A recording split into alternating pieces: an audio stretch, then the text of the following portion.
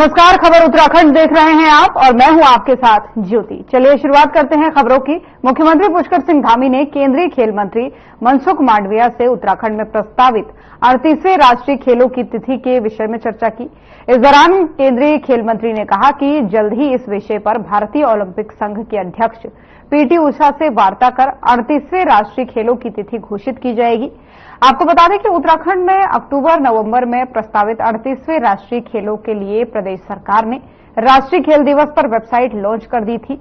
मुख्यमंत्री पुष्कर सिंह धामी और खेल मंत्री रेखा आर्या ने राष्ट्रीय खेल दिवस पर वेबसाइट का विधिवत लोकार्पण किया था। खेल मंत्री रेखा आर्या ने बताया कि खेल विभाग की ओर से राष्ट्रीय खेलों की तैयारियां लगभग पूरी कर दी गई हैं और अब जो है सरकार को भारतीय ओलंपिक संघ की ओर से औपचारिक तिथि का इंतजार है।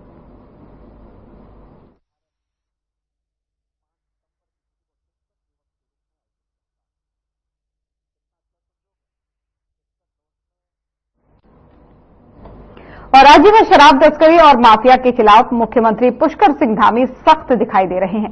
सीएम धामी के सख्त रुख को भांपते हुए पहले ही आपको बता दें कि देहरादून पुलिस की तरफ से देहात एसओजी को भंग किया जा चुका है। इसी के साथ ही 3 दर्जन से ज्यादा पुलिसकर्मियों पर भी कार्रवाई की गई है। और साथ ही आपको ये भी बता दें कि लेकिन इन सबके बीच जो है अब तक जिम्मेदार आबकारी विभाग पर कोई कार्रवाई अमल में नहीं लाई गई है, जो बताता है कि आबकारी विभाग के मुलाजिमों के हौसले कितने बुलंद हैं। माना जा रहा है कि जल्द ही आबकारी विभाग में भी बड़ा चाबुक चल सकता है। सीएम ने स्पष्ट संदेश दिया है, जब तक व्यवस्था पटरी पर नहीं आ जाती तब तक कार्रवाई जारी रहेगी।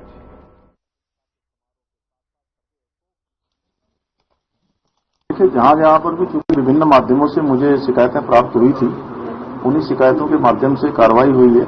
और कोई कार्रवाई कल हो गई तो आगे नहीं होगी, ऐसा नहीं है। ये कार्रवाई तब तक होगी जब तक व्यवस्था पटरी पर नहीं आएगी।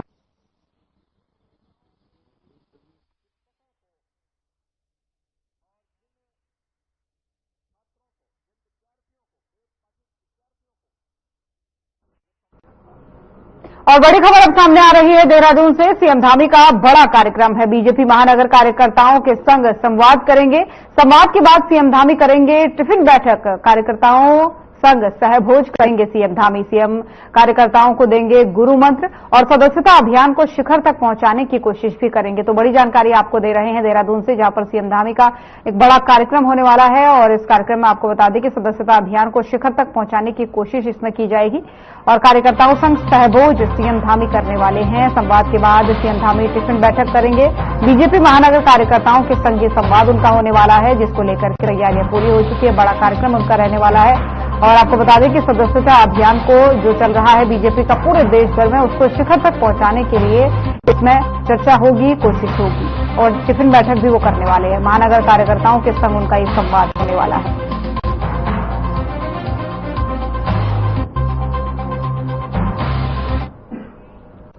और बिगड़ती कानून व्यवस्था और लालकुआ दुग्ध संघ अध्यक्ष मुकेश बोरा पर लगे आरोपों पर बीजेपी सांसद संजय भट्ट का बयान सामने आया है, जिसमें उन्होंने कहा है कि वर्तमान में उनकी सदस्यता लॉक कर दी गई है।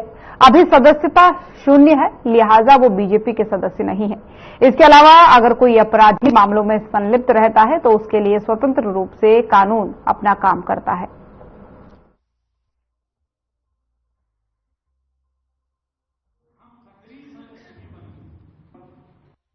कोई भी भाजपा का नेता या फिर सदस्य इस समय भाजपा का सदस्य नहीं है, शून्य सदस्यता है। इसलिए जो सदस्य नहीं है उस पर हमारा विचार करने का कोई औचित्य नहीं होता है। और फिर जो कोई भी काम क्रिमिनल एक्टिविटीज में है या सदस्यता ले ली उसने आज मोबाइल पर, इंक्वायरी में वो हैबिचुअल ऑफेंडर पाया गया, क्रिमिनल पाया गया यानी अपराधी पाया गया, तो उसकी सदस्यता समाप्त हो जाएगी, उसको फ्रीज कर दिया जाएगा।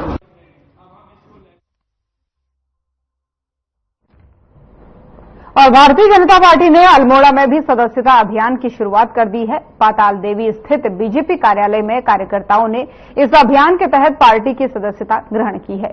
इस अवसर पर बीजेपी के कई प्रमुख कार्यकर्ता और स्थानीय नेता उपस्थित रहे। सभी ने मिलकर के इस अभियान को सफल बनाने का संकल्प लिया है। इस मौके पर भाजपा के अल्मोड़ा प्रभारी प्रदीप बिष्ट ने प्रेस कॉन्फ्रेंस के दौरान मीडिया को संबोधित किया। उन्होंने कहा कि बीजेपी का ये स्पष्ट सदस्यता अभियान देश की सबसे बड़ी पार्टी बनने के लक्ष्य को और मजबूत करेगा। बिष्ट ने जोर देकर कहा कि अधिक से अधिक लोगों को इस अभियान के माध्यम से पार्टी से जोड़ा जाएगा ताकि पार्टी का आधार और व्यापक हो सके।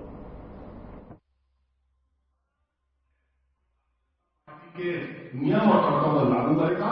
18 भारतीय जनता पार्टी का सदस्यता अभियान 2 सितंबर से शुरू हुआ है। 2 को माननीय प्रधानमंत्री जी ने, 3 को हमारे माननीय मुख्यमंत्री जी ने और 4 को आज आप हर जिले में प्रेस वार्ता के माध्यम से और कुछ प्रमुख कार्यकर्ताओं को सदस्यता करवाकर उस अभियान की शुरुआत कर रहे हैं। इसके बाद जो सदस्यता हमारी बूथों के स्तर पर होगी और सभी कार्यकर्ता अपने बूथों पर जाकर अपने अपने क्षेत्रों पर जाकर इस सदस्यता अभियान को आगे बढ़ाने वाले हैं।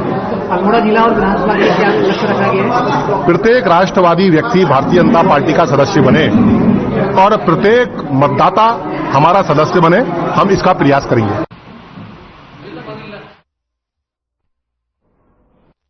और उधमसिंह नगर में एक ऐसी वारदात सामने आई है जिसने क्षेत्र में सनसनी पैदा कर दी है। आपको बता दें कि उधमसिंह नगर की कोतवाली बाजपुर के ग्राम जगतपुरा की राज कॉलोनी निवासी सोनम ने 1 साल पहले ग्राम माहुआ डाली निवासी पवन से प्रेम विवाह किया था। सोनम के प्रेम विवाह से उसका भाई राजीव बेहद नाराज था। इसी के चलते सोनम पर उसके भाई राजीव ने उसे गोली मारकर उसकी हत्या कर दी। गोली की आवाज सुनकर सोनम का पति पवन भी मौके पर पहुंचा, जहां राजीव ने पवन को भी मारने का प्रयास किया, लेकिन पवन ने बामुश्किल अपनी जान बचाई। घटना की सूचना मिलते ही काशीपुर एसपी अभय प्रताप सिंह, कोतवाल नरेश चौहान भारी संख्या में पुलिस टीम के साथ मौके पर पहुंच गए, जहां पुलिस ने मामले की जांच शुरू कर दी और वहीं सूचना मिलते ही फोरेंसिक टीम भी मौके पर पहुंची। पुलिस ने शव को कब्जे में लेकर पोस्टमार्टम के लिए भेज दिया है और आरोपी की तलाश भी शुरू कर दी है।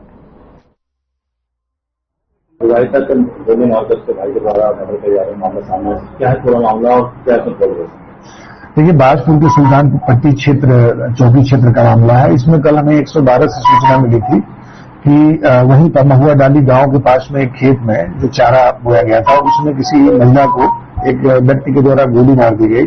इस सूचना के तत्काल हम लोग मौके पर पहुंचे तो जानकारी ये आई कि ये जो महिला थी जिनकी उम्र 21 साल थी, उन्होंने वहीं पास के गांव की जगतपुरा की रहने वाली थी और पवन नाम के एक लड़के से इन्होंने शादी करी थी।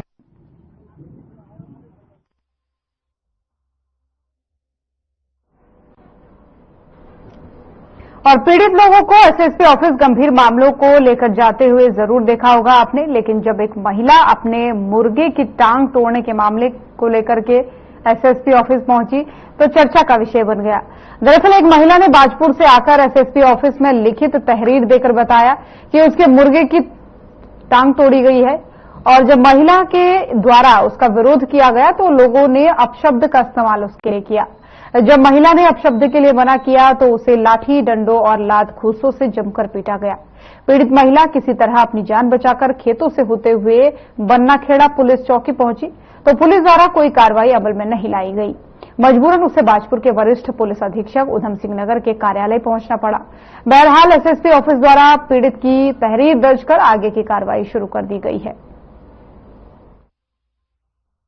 ये एक बाजपुर के बन्नाखेड़ा चौकी क्षेत्र का प्रकरण आया था जिसमें एक व्यक्ति ने अपने एक मुर्गे की टांग तोड़ने के अलावा बाकी अन्य कई आरोप इन्होंने मारपीट संबंध में लगाए थे विपक्षी पर, और इसमें घटना में आवश्यक कार्रवाई के लिए इसको भेज दिया गया और जो भी इसमें तथ्य पाए जाएंगे उसके हिसाब से इसमें अग्रिम कार्रवाई की जाएगी। ये जैसे पहले से विवाद चल रहा था जमीन का ना, तो जैसे मुर्गा छोड़ा छूने के लिए तो उसकी टांग तोड़ दी तो मैंने कहा किसने तोड़ दी हमारी टांग, हम तो किसी का नुकसान नहीं करते। तो लड़की कह रही है माँ कि हम तो ऐसी तोड़ेंगे और अब तेरी बारी, अब तुझे तोड़ेंगे। इतने में स्मैक करके आया छोटा भाई तो उसने लाठी से मारा मुझे। फिर बाप आया तो बच्ची पट गया मारने के लिए, बेटा मारता रहा लाठी से, बाप भी मारता रहा।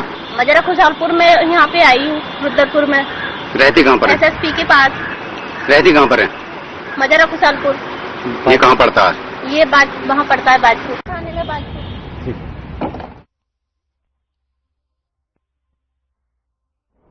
और पार्टी के प्रदेश अध्यक्ष महेंद्र भट्ट के निर्देश पर पार्टी के प्रदेश महामंत्री आदित्य कोठारी को केदारनाथ उपचुनाव का प्रभारी बनाया गया है। केदारनाथ उपचुनाव को लेकर बीजेपी ने कमर कस ली है। बेशक उपचुनाव को लेकर अभी ऐलान नहीं हुआ है, लेकिन पार्टी ने उपचुनाव के लिए प्रभारी और संयोजकों की तैनाती कर दी है। प्रदेश सरकार के 5 कैबिनेट मंत्रियों को भी उपचुनाव में मंडल प्रवासी बनाया गया है। उन्हें अलग अलग मंडलों की जिम्मेदारी दी गई है। संयोजक की जिम्मेदारी रुद्रप्रयाग के विधायक भरत चौधरी को दी गई है। उसी के साथ ही उनके दायित्वधारी चंडी प्रसाद भट्ट सह संयोजक की भूमिका में होंगे। आपको बता दें कि पार्टी के प्रदेश अध्यक्ष महेंद्र प्रसाद भट्ट के मुताबिक जो है उपचुनाव के लिए विधानसभा समन्वयक के रूप में राज्य सहकारी बैंक अध्यक्ष दान सिंह रावत को भी जिम्मेदारी दी गई है। आज तो हमारे कार्यकर्ता हैं, सरकार में मंत्री हैं और 5 महामंडल है। हमने 5 में जो सरकार के मंत्री को दायित्व दिया है, इस भाव के साथ कि वहां नीचे तक जाकर जहां खाता भूलने से पहले बहुत से ऐसे विषय होंगे, किसी काम उनके छूट गए हो, उन कामों को गति प्रदान करेंगे, कार्यकर्ताओं को उत्साहित करेंगे और केदारनाथ चुनाव अच्छे मौसम से इसका पूरा प्रबंधन करने का काम ये हमारे मंत्री रहेगा। भारतीय जनता पार्टी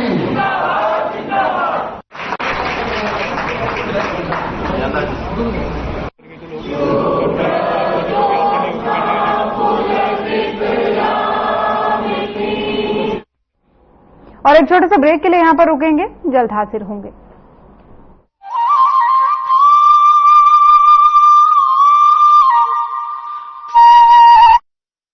संकल्प है सुशासन का, अंतिम छोर तक समाधान और निराकरण का। अंत्योदय के पथ पर संकल्पित है उत्तराखंड सरकार।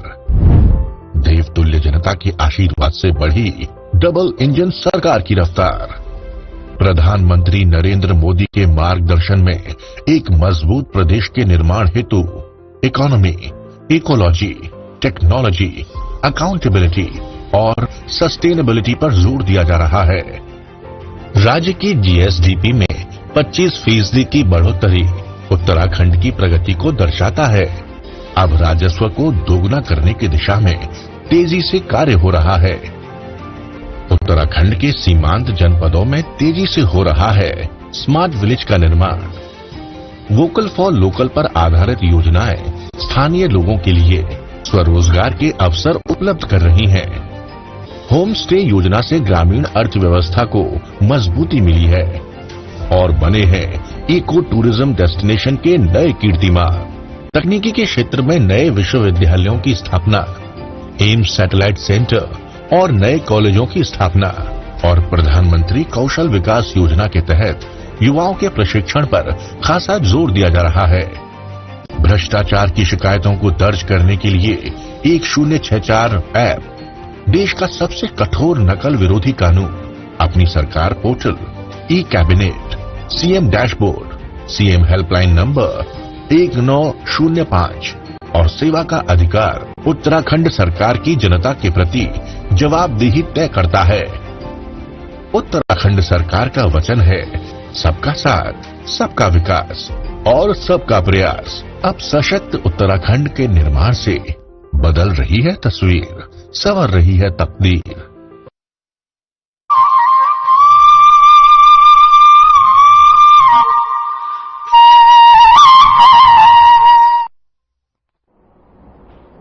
तो ब्रेक के बाद एक बार फिर से स्वागत है आप सभी का। चलिए खबरों में आगे बढ़ेंगे। उत्तराखंड में 7 सितंबर तक प्रदेश भर में मानसून सक्रिय रहेगा और राज्य के अधिकांश जनपदों में हल्की से मध्यम बारिश देखने को मिलेगी। इसके अलावा राज्य के विशेषकर पहाड़ी जनपदों में भारी बारिश की भी चेतावनी जारी कर दी गई है। मौसम विज्ञान केंद्र देहरादून के वैज्ञानिक रोहित थपलियाल ने बताया कि 5 और 6 सितंबर को प्रदेश भर के अधिकांश जनपदों में हल्की से मध्यम बारिश होने की संभावना है और उन्होंने ये भी बताया कि 6 सितंबर तक प्रदेश के पहाड़ी क्षेत्रों में भारी वर्षा देखने को मिलेगी। इसी के तहत देहरादून, पौड़ी, बागेश्वर, नैनीताल, उत्तरकाशी में भारी बारिश की चेतावनी है। सितंबर में मतलब इस बार कुछ हुआ ऐसा कि सितंबर 5-6 को ज्यादातर स्थानों पर हल्की से मध्यम वर्षा मिलने की संभावना है और उसके बाद जो है 7 तारीख से कह सकते हैं, 7 के बाद जो है थोड़ी वर्षण में कमी की संभावना है, जिसमें जो है लेकिन कुछ स्थानों पे जो है हल्की से मध्यम वर्षा उसके बाद भी मिलती रहेगी। चेतावनी की बात करें तो आज जो है 4 तारीख को उत्तराखंड के पर्वतीय क्षेत्रों में कहीं कहीं भारी बारिश मिल सकती है। इसमें विशेषकर देहरादून, पौड़ी, बागेश्वर, नैनीताल या उत्तरकाशी जनपद है। ऐसे प्लेन्स में भी हरिद्वार में जो है कहीं कहीं भारी वर्षा मिलने की संभावना है। सितंबर और हरिद्वार के ज्वेलरी शोरूम में हुई डकैती की घटना के बाद अब नैनीताल पुलिस भी पूरी तरह से अलर्ट मोड पर आ गई है। एसपी सिटी प्रकाश चंद ने पुलिस टीम के साथ नैनीताल रोड स्थित कई ज्वेलरी शोरूम में चेकिंग की है। इस दौरान टीम ने शोरूम में सुरक्षा के इंतजाम चेक किए। चेकिंग के दौरान पुलिस को कई शोरूम में कमियां भी मिली। कई जगह पर गार्ड एक्टिव मोड में नहीं मिले। इसके अलावा उनके पास असलहे भी पुराने थे, जिन्हें तत्काल बदलने के निर्देश दिए गए। और सीसीटीवी कैमरे भी प्रॉपर तरीके से शोरूम के बाहर नहीं लगाए गए थे, जिसको लेकर के एसपी सिटी ने कहा कि सभी बड़े शोरूम सीसीटीवी की डीवीआर को ऑनलाइन सर्वर में रखें। इसी के साथ ही उन्होंने पुलिस टीम को भी रात्रि में गश्त बढ़ाने के निर्देश दिए हैं। मेरे द्वारा निरीक्षण किया गया, जिसमें कुछ कमियां पाई गई हैं। इनको हमने बताया भी है कि आपके यहाँ ये कमियां, जैसे कि गार्ड जो है कई जगह अनाम्ड है, या कई जगह उनके पास पुराने वेपन्स हैं, या वेपन की प्रॉपर सर्विस नहीं है। और सीसीटीवी कैमरे भी चेक किए गए, और कुछ जगह तो सीसीटीवी कैमरे वर्किंग कंडीशन में भी नहीं पाए गए। और दूसरा ये कि सीसीटीवी मेरे द्वारा ये बताया गया कि इसका जो डीवीआर है सिस्टम है, इसको आप ऑनलाइन सर्वर पे भी रखिए, और तो कुछ कैमरों को चिप बेस्ड भी रखिए। और कुछ कैमरे ऐसे भी होने चाहिए कि उनका रेजोल्यूशन हाई हो। और लैंसडाउन तहसील सेदीखाल के निकट एक यात्री शेड से फांसी लगाकर खुदकुशी कर बैठा। उक्त मामले में रेगुलर पुलिस की जांच जारी है। इस घटना की जांच पहले राजस्व पुलिस कर रही थी, लेकिन बाद में इसको रेगुलर पुलिस को सौंप दिया गया। उधर सीओ कोटद्वार वैभव सैनी ने जानकारी देते हुए बताया कि पोस्टमार्टम रिपोर्ट से भी मृत्यु का कारण लटकना बताया गया है, लेकिन इसके बावजूद सभी एंगल से इसकी जांच की जा रही है, क्योंकि मृतक के परिजनों ने हत्या की आशंका जताई है। पोस्टमार्टम रिपोर्ट प्राप्त हुई थी, डॉक्टर के द्वारा दी गई है। उसमें पोस्टमार्टम में भी उसकी जो एंटीमोर्टम हैंगिंग आई है। एंटीमोर्टम हैंगिंग का मतलब हो गया है कि मृत्यु जो कारित हुई है वो फांसी लगाने से हुई है। बाकी और भी इसमें विवेचनाएं इसमें प्रचलित है। फिलहाल प्राइमरी यही है कि उसमें जो आया था, जो एक वो चल रहा था कि मारा है या कहीं है, लेकिन जो पीएम रिपोर्ट आई है, जो फैक्ट्स आए हैं हमारे पास, उसमें एंटीमोर्टम हैंगिंग आई है। तो बाकी अभी विवेचना प्रचलित है, और भी जो तथ्य आ रहे हैं उस हिसाब से हम विवेचना को देख रहे हैं, विवेचना पे प्रोग्रेस कर रहे हैं। लगातार घटनास्थल पे भी जाया गया है, जो पटवारी है उनसे भी बातचीत की गई है।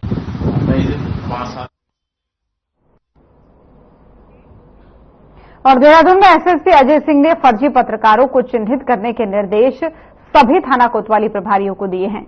ऐसे फर्जी पत्रकार जो थाना कोतवाली और सरकारी दफ्तरों में मीडिया की हनक दिखाकर के अधिकारियों को धौंस दिखाते हैं, और असल में उनका मीडिया से कोई लेना देना नहीं है। इसके अलावा वाहनों पर फर्जी प्रेस लिखने वालों को भी पुलिस चेकिंग के दौरान पकड़ेगी, और फर्जी पत्रकार और फर्जी रूप से प्रेस लिखवाने वाले लोगों पर पुलिस कानूनी कार्रवाई करेगी। एसएसपी अजय सिंह ने लोगों से फर्जी पत्रकारों की शिकायत पुलिस से करने की अपील की है, जिससे कि धूमिल हो रही पत्रकारों की छवि को बचाया जा सके। वहीं एसएसपी ने बताया कि मीडिया में न रहते हुए मीडिया के नाम का उपयोग करना सरासर गलत है, इसलिए पुलिस ने फर्जी पत्रकारों के चिन्हीकरण की कार्रवाई शुरू कर दी है। ये मुझे लगता है कि काफी सारे लोग जो प्रेस के नाम पर अनाधिकृत रूप से प्रेस लिखकर गाड़ियों पर लिखकर अपने उस पर चलते हैं, या कहीं पब्लिक में कहीं चले जाते हैं और जहां पर अवैध रूप से कोई ऐसी डिमांड करने की बात आती है प्रेस के नाम से करते हैं, जिसमें कहीं ना कहीं हमारे मीडिया बंधुओं का नाम भी खराब होता है। ऐसे लोग भी पुलिस चिन्हित कर रही है। और अंतर्राष्ट्रीय हिंदू परिषद के नेतृत्व में और जीबी पंथ फेयर फाउंडेशन के सहयोग से टनकपुर में पहली बार राजा राम चौराहे से तुलसी चौराहे तक धूमधाम के साथ लखिया भूत हिल यात्रा निकाली गई, जिसमें लखिया भूत आकर्षण का केंद्र बना रहा। हिल यात्रा कार्यक्रम की अध्यक्षता अंतर्राष्ट्रीय हिंदू परिषद की राष्ट्रीय उपाध्यक्ष सावित्री चंद द्वारा की गई। इस दौरान लखिया भूत का किरदार प्रकाश सिंह द्वारा किया गया, और शिवगण के रूप में राकेश और संजू ने किरदार निभाया।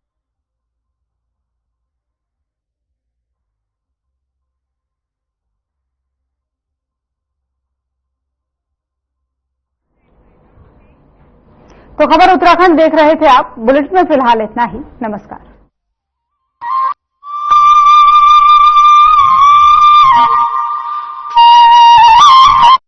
प्रधानमंत्री श्री नरेंद्र मोदी